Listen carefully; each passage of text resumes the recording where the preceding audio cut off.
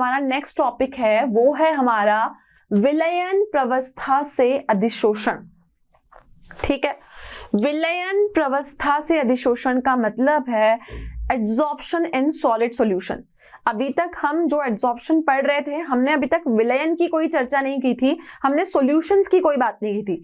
अब हम जो बात करेंगे विलयन प्रवस्था में अधिशोषण, मतलब जो एड्सॉर्प्शन होगा वो सॉलिड सॉल्यूशंस में कैसे होगा। ठीक है, सॉल्यूशंस की अब हम बात करेंगे। तो आप देख सकते हो कि जो ठोस होते हैं वो विलयनों से भी घुले हुए पदार्थों का अधिशोषण कर सकते हैं। अभी तक हम जो अधिशोषण की चर्चा कर रहे थे, हमेशा हमने जो बात की वो ठोस और गैस के बीच में की, विलयन की हमने कोई चर्चा नहीं की। लेकिन आप ये देखोगे कि विलयनों से भी घुले हुए पदार्थ का हम अधिशोषण कर सकते हैं, उनको भी अधिशोषित हम कर सकते हैं। जब एसिटिक अम्ल के जलीय विलयन को चारकोल के साथ हिलाया जाता है तो आप देखोगे कि अम्ल का एक अंश चारकोल के द्वारा अधिशोषित होता है और विलयन में अम्ल की सांद्रता जो होती है वो घट जाती है। क्या बात बोली है यहाँ पर, आपको लेना है एसिटिक एसिड, इसका अधिशोषण आपको किसके ऊपर करवाना है, चारकोल के साथ इसको अधिशोषित करवाना है। ठीक है, एसिटिक एसिड का मतलब हुआ आपका एसिटिक अम्ल।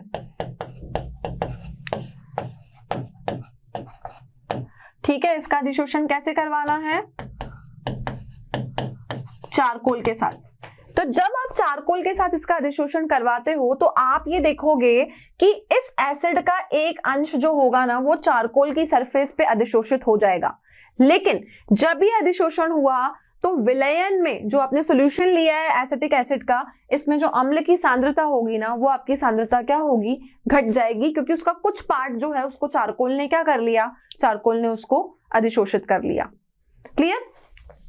चलिए, इसी प्रकार से अगर आप लिटमस का विलयन लेते हो, अभी हमने एसिटिक एसिड का सॉल्यूशन लिया, अब हम लिटमस का सॉल्यूशन ले रहे हैं, और लिटमस के सॉल्यूशन को अगर आपने चारकोल के साथ हिलाया तो लिटमस का सॉल्यूशन चारकोल के साथ अधिशोषण करने पे रंगहीन हो जाता है। तो सेकेंड एग्जांपल आपका यहां पर क्या है, सेकेंड एग्जांपल क्या है, एग्जांपल 2 है कि आपने लिटमस का सॉल्यूशन लिया। ठीक है, लिटमस का सॉल्यूशन लिया, इस लिटमस के सॉल्यूशन को आपने चारकोल के साथ शेक किया, तो चारकोल के साथ हिलाने पर ये जो सॉल्यूशन बना ये आपका कलरलेस हो गया। कलरलेस होने का मतलब है ये रंगहीन हो गया। ठीक है, जब MgOH होल ट्वाइस को मैग्नेसोन अभिकर्मक की उपस्थिति में अवशोषित किया जाता है तो ये नीला रंग ग्रहण कर लेता है। अब आपको पता है ये रंगहीन और नीला रंग होने का क्या मतलब है कि यहाँ पर जो अधिशोषण की प्रक्रिया है वो हो चुकी है। तो दूसरा एग्जाम्पल एक और आपको गिवन है जिसको मैं लिख रही हूँ एग्जाम्पल नंबर 3। अब देखो एग्जाम्पल नंबर 3 में आपको क्या बोला है, एग्जाम्पल 3 में आपको बोला है कि आपने लिया है मैग्नीशियम हाइड्रोक्साइड जिसको हम बोलते हैं MgOH होल ट्वाइस। क्या बोलेंगे इसको, मैग्नीशियम का हाइड्रोक्साइड। इस मैग्नीशियम के हाइड्रोक्साइड को हमने एक अभिकर्मक लिया है जिसका नाम है मैग्नेसोन। क्या नाम है, मैग्नेसोन। जब आप इसके साथ इसकी अभिक्रिया कराओगे ना तो अभिक्रिया करने पर ये अवशेपित किया जाता है, और अवशेपित होने के बाद ये आपको आउटपुट में पता है क्या देगा, ये आपको नीला रंग देगा। तो नीला रंग होने का क्या कारण है, नीला रंग होने का कारण है कि यहां पर जो अधिशोषण की प्रक्रिया है वो पूर्ण हो चुकी है। क्लियर। अब कोई भी आप देखोगे कि विलयन प्रवस्था में जब अधिशोषण होता है तो यह रंग जो आया है ना वो मैग्नेसोन की वजह से आया है, क्योंकि जो मैग्नेसोन होता है हमारा वो कौन से रंग का होता है बच्चों, मैग्नेसोन हमारा नीले रंग का होता है, तभी ये अधिशोषण इस प्रकार से हुआ है। ठीक है, तो जब आप देखोगे कि किसी विलयन में अधिशोषण होता है तो आपको निम्नलिखित प्रेक्षण यहां पर प्राप्त होते हैं। पहला, अधिशोषण की सीमा ताप बढ़ाने पर घटती है। ये पॉइंट मैं बार बार बोल रही हूँ क्योंकि ये फिजिकल एब्जॉर्प्शन है। तो जैसे जैसे आप टेम्परेचर को बढ़ाते जाते हो, अधिशोषण की जो प्रक्रिया है आपकी वो क्या होगी, वो प्रक्रिया बच्चों आपकी घटती जाती है। अधिशोषण की सीमा अधिशोषक का पृष्ठीय क्षेत्रफल बढ़ने पर बढ़ती है। दोबारा से वही पॉइंट है, जैसे जैसे हम सरफेस एरिया को बढ़ाते जाते हैं, पृष्ठीय क्षेत्रफल को बढ़ाते जाते हैं, हमारा एब्जॉर्प्शन जो होता है वो भी बढ़ता जाता है। तो अगर आपने पृष्ठीय क्षेत्रफल को बढ़ाया तो अधिशोषण भी क्या करेगा, बढ़ता जाएगा। ठीक है। अधिशोषण की सीमा विलयन में विलय की सांद्रता पर निर्भर करती है।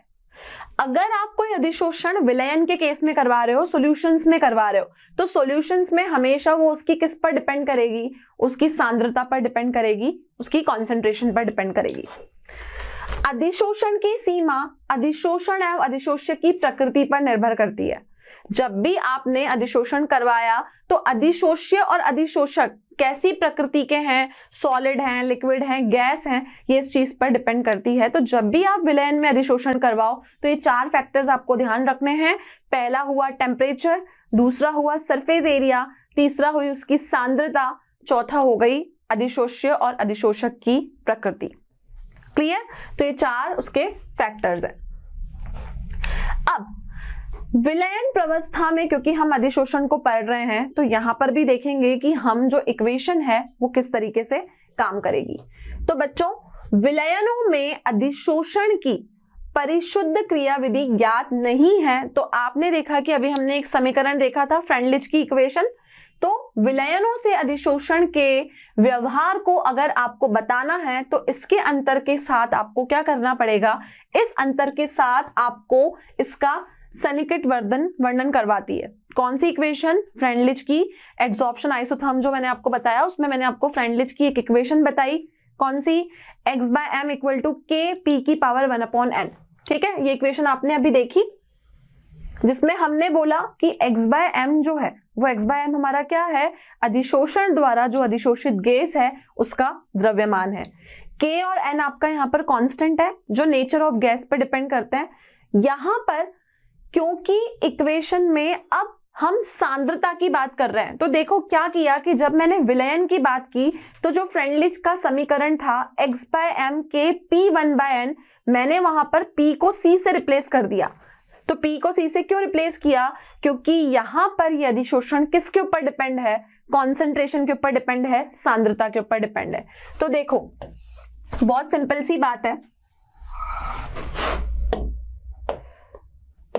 हम क्या बोल रहे हैं, हम बोल रहे हैं कि फ्रेंडलिच की जो इक्वेशन होती है log x/m equal to log k plus 1/n log p होती है। ठीक है, दूसरी इक्वेशन क्या होती है, x/m equal to k p 1/n। ये दोनों किसकी इक्वेशंस है, फ्रेंडलिच के समीकरण है। लेकिन अभी मैं आपको क्या टॉपिक पढ़ा रही हूं, अभी मैं आपको पढ़ा रही हूं कि एड्सॉर्प्शन सॉल्यूशंस के केस में कैसे होता है, विलयनों के केस में कैसे होता है। अब बच्चों, जब आप सॉल्यूशन की बात करते हो तो वहां पर प्रेशर की कोई बात नहीं होती, वहां किसकी बात होती है, वहां पर कॉन्सेंट्रेशन की बात होती है। और कॉन्सेंट्रेशन वर्ड का मतलब होता है सांद्रता। तो कुल मिला के हमको करना क्या है कि हमने ये जो फ्रेंडलिच के 2 समीकरण पढ़े, इन दोनों समीकरणों में हमको P को किससे रिप्लेस करना है, C से। तो यहां से मैं P को हटा के C लिखूंगी और यहां से भी P को हटा के मैं C लिखूंगी। तो विलयन के केस में हमें 2 इक्वेशंस मिल गई, एक हो गई x/m equal to k c 1/n और log x/m equal to log k 1/n log c। ठीक है, 1/n log c। तो ये आपको समीकरण कब मिलता है, जब आप इसका लॉगरिथम लेते हो, लघुगणक लेते हो। क्लियर है इतना?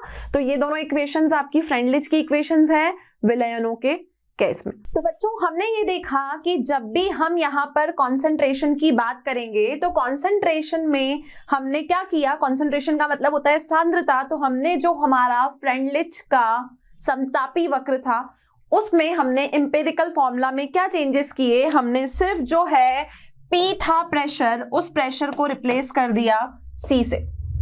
ओके, प्रेशर को किससे रिप्लेस किया हमने, P को रिप्लेस कर दिया हमने C से। आगे हम बात करेंगे कि जब हमने विलयन प्रावस्था में अधिशोषण किया तो फ्रेंडलिच के समतापी वक्र के अनुसार अब हम जो ग्राफ प्लॉट करेंगे वो किस किस के बीच में करेंगे, log m और log c के बीच में, क्योंकि अभी तक जब हम फ्रेंडलिच का समतापी वक्र पढ़ते थे तो आपने देखा कि हम प्रेशर और x/m के बीच में ग्राफ प्लॉट करते थे, लेकिन अब हमारा ग्राफ किसके बीच में होगा, log x/m और log c के बीच में। तो जब आप यहां पर ये ग्राफ प्लॉट करोगे तो आप देखोगे कि आलेखित रेखा करने पर एक सीधी रेखा प्राप्त होती है जो फ्रेंडलिच समतापी के सत्यापन को दर्शाती है। तो log m बाय और c, x/m और c के बीच में जब आप ग्राफ प्लॉट करोगे तो वो ग्राफ भी आपको कैसा मिलेगा, आपको स्ट्रेट लाइन ग्राफ मिलेगा। ये वाला पार्ट आपका यहाँ पर इंटरसेप्ट को बताएगा, ठीक है। इसको प्रायोगिक तौर पर एसिटिक अम्ल की विभिन्न सांद्रताओं के विलयन देखकर परखा जा सकता है। विलयनों के समान आयतन चारकोल की समान मात्राओं में अलग अलग फ्लास्कों में मिलाए जाते हैं। मतलब ये जो आपने कर्व प्लॉट किया है, आप किसकी बात कर रहे हो, यहाँ पर विलयनों की बात कर रहे हो, सॉल्यूशंस की बात करते हो, तो आप हमेशा देखोगे कि जो आपका एसिटिक अम्ल है उसको हम किस में मिलाते हैं, एसिटिक अम्ल को बच्चों हम मिलाते हैं डिफरेंट फ्लास्क में चारकोल के साथ। क्लियर इतना? तो ये है आपका विलयन प्रवस्था में अधिशोषण। अब अधिशोषण के पश्चात फ्लास्क में एसिटिक अम्ल की अंतिम सांद्रता ज्ञात होती है। प्रारंभिक और अंतिम सांद्रताओं में अंतर का x मान देते हैं। उपरोक्त समीकरण का प्रयोग करते हुए हम इसकी सत्यता को स्थापित कर सकते हैं। यहां क्या बोला कि आपने क्या किया, आपने एसिटिक एसिड को अधिशोषित करवाया। एसिटिक अम्ल को किसके ऊपर अधिशोषित करवाया, आपने चारकोल के ऊपर अधिशोषित करवाया। किसके ऊपर अधिशोषित करवाया हमने, चारकोल के ऊपर। तो जब आप एसिटिक एसिड को चारकोल के ऊपर अधिशोषित करवाते हो तो यहां पर जब आप अभिक्रिया करवाते हो तो आप यहां पर 2 फ्लास्क लेके चलते हो, ठीक है।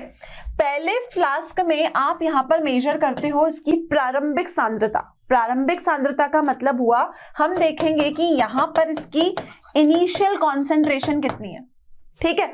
अंतिम में हम क्या करते हैं, इसकी फाइनल कॉन्सेंट्रेशन को मेजर करते हैं। फाइनल कॉन्सेंट्रेशन का मतलब हुआ कि यहां पर इसकी अंतिम सांद्रता कितनी आई। तो बाद में हम क्या मेजर करते हैं, बाद में हम मेजर करते हैं इसकी फाइनल कॉन्सेंट्रेशन, ठीक है। फाइनल कॉन्सेंट्रेशन को मेजर करने के बाद आप देखते हो कि जब हम ग्राफ प्लॉट करेंगे उसमें जो x की वैल्यू है ना, वो x की वैल्यू आपको इन दोनों कॉन्सेंट्रेशन को माइनस करने पे ही मिलती है। क्लियर है बच्चों? चलिए, तो ये था आपका विलयन जो आपके फ्रेंडलिच के समतापी वक्र को सही रूप से स्थापित कर रहा था।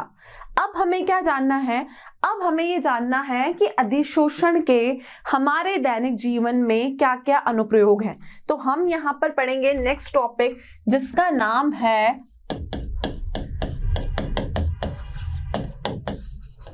एप्लीकेशंस ऑफ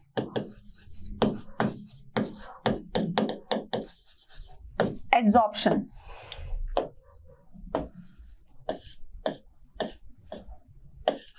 क्या नाम है, एप्लीकेशंस ऑफ एड्सॉर्प्शन। एड्सॉर्प्शन की एप्लीकेशंस की मैं यहां पर बात करूंगी, ठीक है।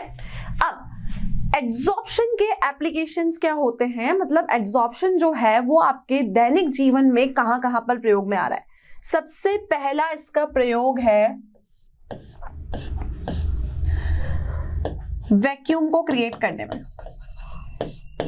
पहला प्रयोग कहां पर है इसका, वैक्यूम को क्रिएट करने में। वैक्यूम समझते हैं आप, वैक्यूम का मतलब कि जहां पर कोई गैसेस ना हो, कोई मॉइस्चर ना हो। तो बच्चों जहां पर आपको वैक्यूम क्रिएट करना है तो वहां पर आप क्या करोगे, चारकोल का प्रयोग करोगे, क्योंकि चारकोल का प्रयोग करने पे वहां पर जितनी भी गैसेस की मात्रा होती है वो उस चारकोल के ऊपर अधिशोषित हो जाती है। तो हम बोलेंगे कि अधिशोषण का जो हमारा पहला अनुप्रयोग है वो कहां पर है, वो आपका वैक्यूम क्रिएट करने में है, ठीक है। ये हुआ इसका पहला एप्लीकेशन। तो वैक्यूम क्रिएट करने के लिए हम यहां पर चारकोल का प्रयोग करेंगे। तो वैक्यूम क्रिएट करने को बच्चों हम कहेंगे उच्च निर्वात स्थापन करने के लिए। कहां प्रयोग आया ये, उच्च निर्वात स्थापन करने के लिए हमने किसका प्रयोग किया, हमने यहाँ पर चारकोल का प्रयोग किया। तो यहाँ पर पहला एप्लीकेशन क्या हुआ अधिशोषण का, कि कहीं भी आपको वैक्यूम चाहिए ना, तो वहां पर आप क्या करो, चारकोल का प्रयोग करो। चारकोल जो भी गैसेस होंगी उनको अधिशोषित करके वहां पर क्या क्रिएट कर देगा, वैक्यूम क्रिएट कर देगा। तो पहला एप्लीकेशन क्या हुआ, उच्च निर्वात उत्पन्न करने के लिए। सेकेंड एप्लीकेशन होता है इसका गैस मास्क। क्या बोलेंगे सेकेंड एप्लीकेशन को हम, गैस मास्क। अब आप जानते हो गैस मास्क का मतलब क्या होता है। आपने देखा है कि कई बार हमारी कुछ इंडस्ट्रीज ऐसी होती है जिसमें कोई भी वर्कर्स काम करते हैं, तो काम करने वाले वर्कर या लेबर्स को वहां पर देखना पड़ता है कि जब भी कोई अभिक्रिया हुई तो वहां पर बहुत सारी हार्मफुल गैसेस रिलीज होती है। तो उन हार्मफुल गैसेस को अधिशोषित करने के लिए गैस मास्क का प्रयोग किया जाता है। तो इस गैस मास्क में हम कुछ ऐसी चीजें यूज करते हैं जो कि क्या करें, इजीली उन गैसेस को अधिशोषित कर दें। तो यहां पर भी गैस मास्क को बनाने के लिए हम क्या प्रयोग में लेते हैं, चारकोल प्रयोग में लेते हैं। ठीक है, कई बार हम सिलिका जेल की भी बात करते हैं। आपने अपने डेली लाइफ में देखा है कि कई बार आपने देखा है कि हम कोई भी नई चीज खरीदते हैं तो उसमें सिलिका जेल का पैकेट यूज होता है। तो सिलिका जेल क्यों डालते हैं, क्योंकि सिलिका जेल का काम क्या है कि वो एक एड्सॉर्बेंट का काम करके कोई भी वाटर के मॉलिक्यूल हैं या फिर गैसेस हैं उनको अपनी सरफेस पे क्या कर लेती है, अधिशोषित कर लेती है, ताकि वहां पर उच्च निर्वात जो होता है उसका स्थापना हो सकती है। तो वैक्यूम क्रिएट करने के लिए या फिर गैस मास्क को बनाने के लिए, और गैस मास्क की रिक्वायरमेंट हमको कहां पड़ी, उन इंडस्ट्रीज में जहां पर बहुत सारी पॉइजनस गैसेस हमारी बॉडी के लिए हार्मफुल है, तो उनको वो एब्जॉर्ब करने का काम करती है। क्लियर इतना। चलिए, तीसरा एप्लीकेशन हमको कहां देखने को मिलेगा, एब्जॉर्प्शन का। तीसरा जो एप्लीकेशन है वो है आपका इनर्ट गैसेस को अलग करने में। मतलब जो आपकी अक्रिय गैसेस होती है ना, उनको अलग करने के लिए हम एब्जॉर्प्शन का प्रयोग करते हैं। तो हम बोलेंगे अक्रिय गैसों को अलग करने के लिए।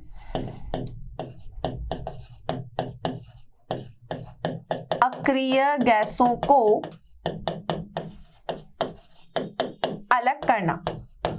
अब अक्रिय गैसों को अलग करने को हम इंग्लिश में बोलते हैं सेपरेशन ऑफ इनर्ट गैसेस। ठीक है, अब आपकी इनर्ट गैसेस क्या होती है, आपने देखा है आपकी हीलियम हो गई, ज़ेनॉन हो गया, क्रिप्टोन हो गया, ये सारी जो आपकी गैसेस हैं ये आपकी इनर्ट गैसेस हैं, इनएक्टिव गैसेस हैं। अब अगर इन इनएक्टिव गैसेस को आपको अलग अलग करना है किसी चीज में से, तो वहां पर भी आप किसका प्रयोग करोगे, आप एड्सॉर्प्शन का प्रयोग करोगे उन गैसेस को अलग करने के लिए। क्लियर है। चलिए, चौथा एप्लीकेशन क्या होता है एड्सॉर्प्शन का, वो जानते हैं। जो चौथा एप्लीकेशन है, चौथा अनुप्रयोग है हमारे दैनिक जीवन में है, वो है आपका विषमांगी उत्प्रेरण। ठीक है, इसको क्या बोलते हैं, विषमांगी उत्प्रेरण।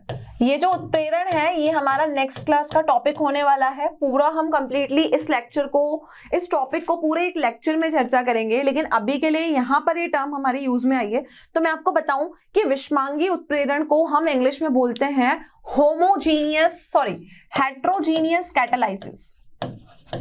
क्या बोलते हैं, हेट्रोजीनियस कैटालिसिस। अब बच्चों, कैटालिसिस का ये मतलब हुआ कि कैटलिस्ट जो उत्प्रेरक होता है, एक ऐसी चीज होती है जो आप कोई भी रिएक्शन करवाते हो ना, उस रिएक्शन की रेट को बढ़ा देता है वो। ठीक है, वो खुद रिएक्शन में नहीं बदलता है, सिर्फ उस रिएक्शन की रेट को बढ़ा देता है।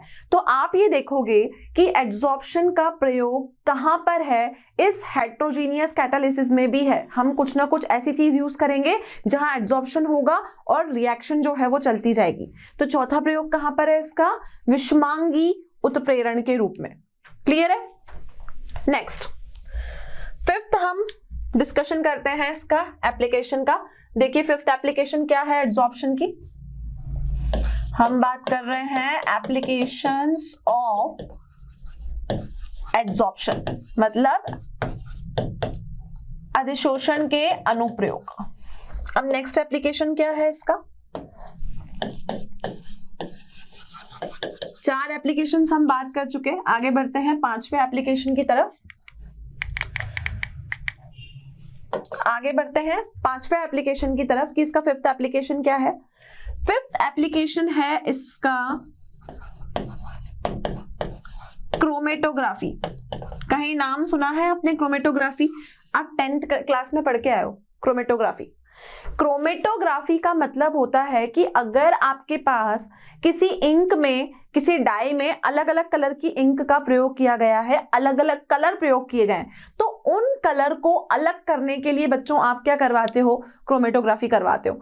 तो क्रोमेटोग्राफी जो होता है आपका, क्रोमेटोग्राफी के प्रोसेस में भी एड्सॉर्प्शन ही काम आता है, क्योंकि जब आप अधिशोषण करवाते हो तो जो भी चीज आप यूज लेते हो वो कुछ कलर्स को क्या करती है? सोख लेती है। तो क्रोमेटोग्राफी में भी अधिशोषण अपनी महत्वपूर्ण भूमिका निभाता है। इसके अलावा क्रोमेटोग्राफी के अलावा जो नेक्स्ट एप्लीकेशन है एड्सॉर्प्शन का, अधिशोषण का, वो क्या है? वो है आपका फ्रोथ फ्लोटेशन प्रोसेस। आपने केमिस्ट्री में फ्रोथ फ्लोटेशन प्रोसेस पढ़ा होगा। अब फ्रोथ फ्लोटेशन प्रोसेस क्या होता है? इसको हम कहते हैं झाग प्रलवन प्रक्रम। ठीक है, फ्रोथ फ्लोटेशन प्रोसेस आपने केमिस्ट्री में पढ़ा है कि सल्फाइड ओर को सेपरेट करने के लिए मैग्नेटिक हम फ्रोथ फ्लोटेशन मेथड करते हैं, जिसमें क्या होता है कि झाग के रूप में आपको एक प्रवलन देखने को मिलता है। तो इसमें भी कौन सा कॉन्सेप्ट यूज हुआ? इसमें भी आपका एड्सॉर्प्शन का कॉन्सेप्ट यूज हुआ। तो फ्रोथ फ्लोटेशन प्रोसेस को हम कहते हैं झाग प्रवलवन प्रक्रम। ठीक है, तो इसको हम क्या बोलेंगे? झाग प्रलवन प्रक्रम। फ्रोथ फ्लोटेशन प्रोसेस में भी एड्सॉर्प्शन आपका काम आया। नेक्स्ट आपका ये कहां पर काम आता है? ये काम आता है आपका एड्सॉर्प्शन इंडिकेटर के रूप में। एड्सॉर्प्शन इंडिकेटर का मतलब होता है आपका अधिशोषण सूचक। अधिशोषण सूचक, इंडिकेटर मतलब हो गया सूचक। ठीक है, अब अधिशोषण सूचक के रूप में ये कहां पर काम आया? आप देखोगे कि आपने कुछ अवशेषों की सतह पर अगर आपने सिल्वर को देखा, तो जो सिल्वर है वो बहुत सारी, जैसे कि इथोनिन, फ्लोरोसिन, ये सारी चीजों को डिटेक्ट करने का काम करता है। तो एड्सॉर्प्शन इंडिकेटर की तरह भी आप सिल्वर को यूज में ले सकते हो। तो हम यहाँ उदाहरण के तौर पे लिखेंगे कि जैसे हमारा सिल्वर हो गया, वो सिल्वर क्या करेगा? जब वो अवशेपों के रूप में यूज होगा तो वो सिल्वर फ्लोरोसिन को डिटेक्ट करने का काम करेगा, डिटेक्ट करने का काम करेगा। क्लियर है बच्चों? ये हुआ आपका एड्सॉर्प्शन इंडिकेटर की तरह उसका काम। अब क्या होता है कुछ व्याधियों में, व्याधियों के उपचार में, ठीक है, जैसे कि कोई बीमारी हो गई या कोई, हम बोलेंगे कि कोई कीटाणु कहीं पे हमको मारने हैं, तो उन व्याधियों के उपचार में भी ये एड्सॉर्प्शन आपका काम करता है। तो कुछ व्याधियां ऐसी होती है जहां पर हमको ये अधिशोषण करा के वहां पे कुछ कीटाणुओं को खत्म करना होता है। तो उन कीटाणुओं को खत्म करने के लिए भी हम क्या करते हैं? इस एड्सॉर्प्शन के प्रिंसिपल को काम में लेते हैं। तो ये हुआ इसका 4, मैंने पहले बताया 4, ये हो गया 8th नंबर का आपका एप्लीकेशन। किसका? अनुप्रयोग अधिशोषण का। ठीक है, अब नेक्स्ट उपयोग कहां पर है अधिशोषण का, देखते हैं। नेक्स्ट एप्लीकेशन है आपका, हम पढ़ रहे हैं एप्लीकेशंस ऑफ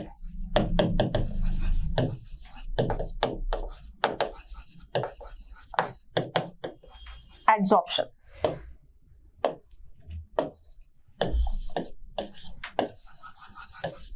जो बच्चों एड्सॉर्प्शन है उसका नेक्स्ट एप्लीकेशन है आपका 9th नंबर का एप्लीकेशन। 9th एप्लीकेशन आपको ये कहता है कि कहीं पे अगर आपको ह्यूमिडिटी को हटाना हो तो भी आप एड्सॉर्प्शन का यूज कर सकते हो। ठीक है, हम बोलेंगे ह्यूमिडिटी को हटाने के लिए। अभी मैंने आपको बताया कि जब भी हम कोई नया कंटेनर या बॉटल खरीदते हैं तो हमेशा उसमें सिलिका जेल का पैकेट होता है। वो सिलिका जेल क्या करता है? जो भी उसके अंदर मॉइस्चर होता है उसको अधिशोषित करने का काम करता है। तो अगर कहीं पे आपको ह्यूमिडिटी हटानी है तो आप क्या यूज करोगे? या तो सिलिका जेल या फिर एल्यूमिना जेल। ठीक है, एल्यूमिनियम जेल या सिलिका जेल के पैकेट्स होते हैं जो अधिशोषण की अभिक्रिया को करते हैं। क्लियर? लास्ट है इसका 10th नंबर का एप्लीकेशन कि विभिन्न रंगों को अगर मुझे अलग करना है तो रंगों को अलग करने के लिए भी क्या होता है, अधिशोषण की अभिक्रिया होती है। तो अधिशोषण की अभिक्रिया क्या होती है,